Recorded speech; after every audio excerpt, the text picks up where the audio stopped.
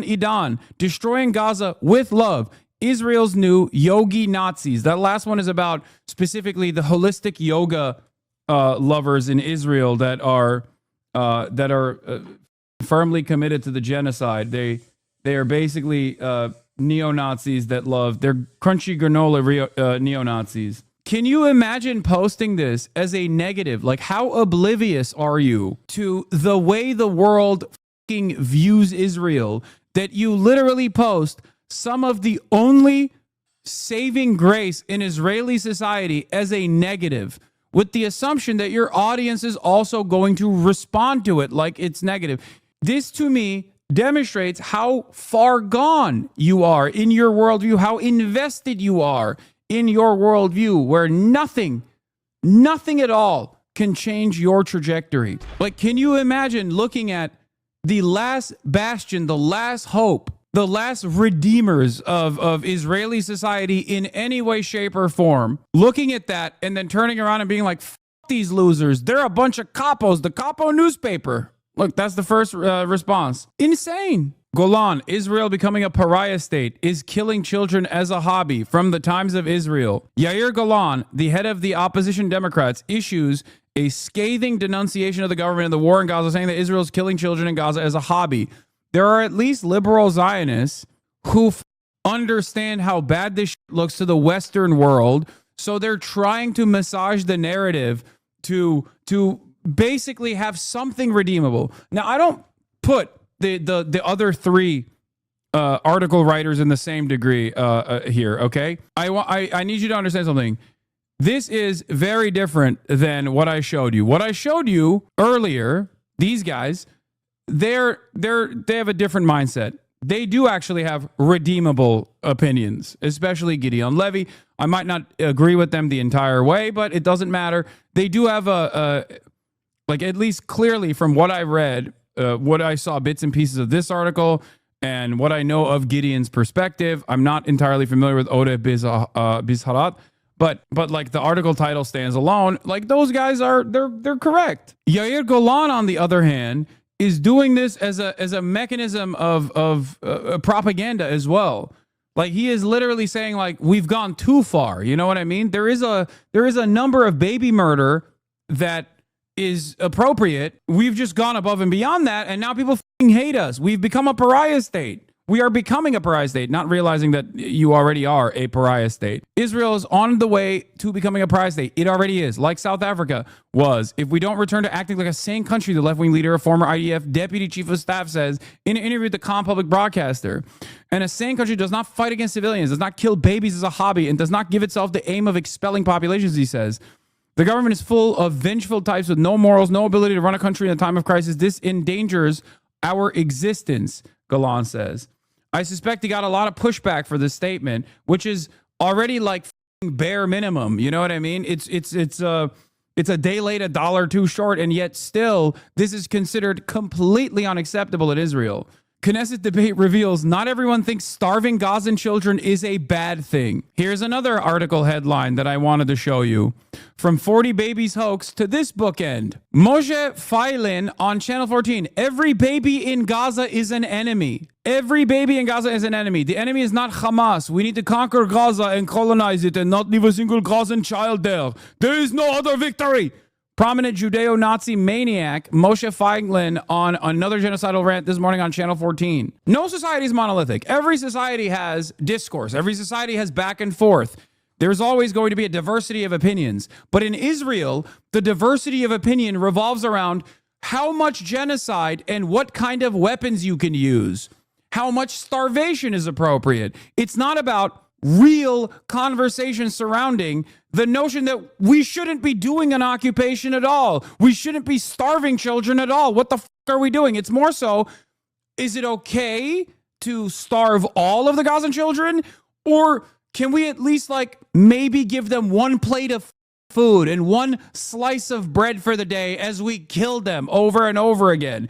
That is the real debate happening in Israel. It is completely cooked as a society. Of course, it's a pariah state. They've lost their goddamn minds. Israel is also terrifying because it resembles America's future if left unchecked. if people don't currently wisen up to the way that the Trump administration is moving, we are going to become Israel very shortly. It's already beginning, and we're ironically using Israel as a mechanism to bring Israel here. Fuck.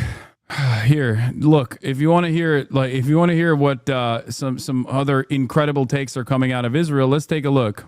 I'll tell you more than that. Every child, every baby in Gaza is an enemy. It's so funny to me, even though it's obviously gross and terrifying and horrible, all of the worst things. Like if you feel like you hate Israel, let me tell you, you don't hate Israel hard enough. There's no amount of hatred that's hard enough. I will just say that. But on the other hand, there's something really dark, but also ironic and somewhat funny about the fact that, like, in Israel, they openly are entertaining this stuff, right?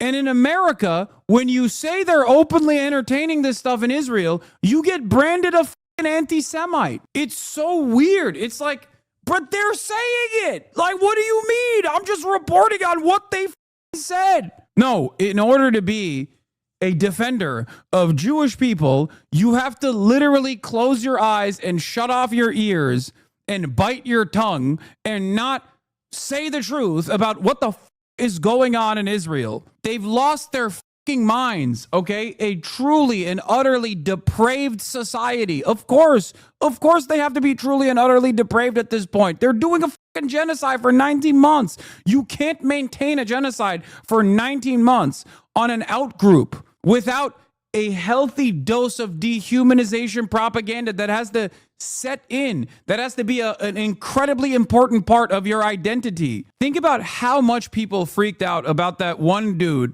in Hamas on the, I think he was like the Lebanese branch guy who was like, because of what Israel has done to us, 1 million October 7s is justified against Israel, right? He said that shortly after October 7, and everyone was like, this is genocide. This is genocidal. Okay, there's been 19 months of genocide, and every single Israeli politician at this point, with the exception of like 3, have literally been like, it's a genocide and it's good, and we need to do genocide specifically to the fucking babies. Previously, there are plenty of people in this community that would probably tell you that previously, like Jewish members of this community especially, would tell you that in the past, like 2 years ago, or even like a couple months into what Israel was doing in Gaza, if I were to compare it to the Nazis, or if I were to compare what's happening in Gaza to the Holocaust, there would be a lot of people that would be like, oh, that's a bridge too far, I think. Now, you won't hear anybody respond to that in a negative fashion. Everyone will say, no, this is it's not a one-to-one comparison in terms of like the total numbers, but that is precisely what's going on. It is a mechanized death camp. It is mechanized death, just like the Holocaust was, and it's happening in an open-air prison that is now turned into an open-air death camp. Now think, why is it that the public sentiment has changed this dramatically? It's because people realize what's going on, and that's also part of the reason why. Because look at this dipshit. Every child, every baby in Gaza is an enemy, he says. That's the reason why the UK is at least trying to aesthetically present themselves in opposition to what Israel is doing, while still calling it a fucking war, by the way. Bro, it gets worse. Former Israeli Minister of Knesset quotes Hitler while discussing the Gaza war.